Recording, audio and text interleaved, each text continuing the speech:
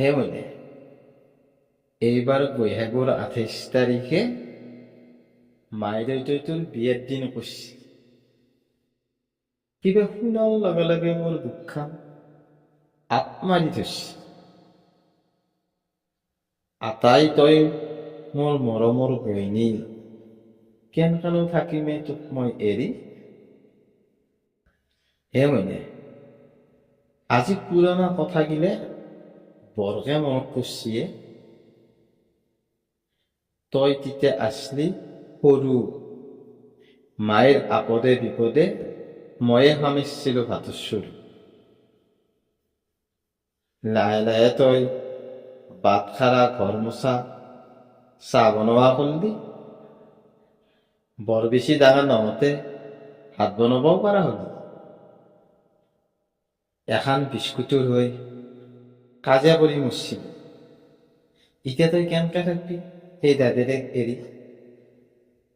পঢ়ি শুনি ডাঙৰ হলি, কলেজো সাং কৰলি।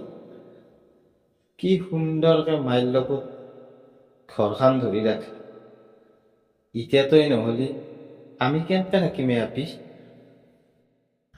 ও মইনে মাত নেরাখবে।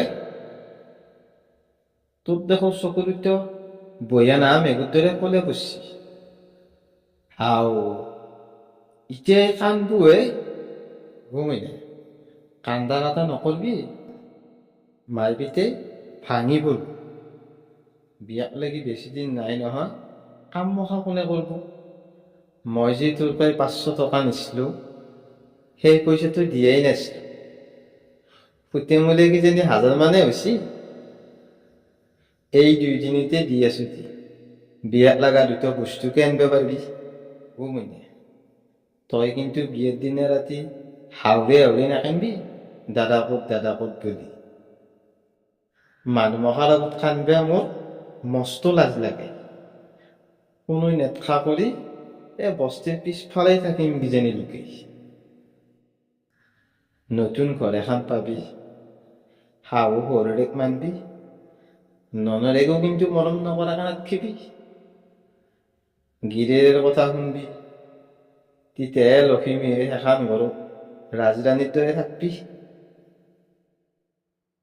ময়ো একবাৰ চাম যা, আহবাৰ মাক মানক লাগি তোৰ জাগাটো পূৰণ কৰিব পাৰো নেকি।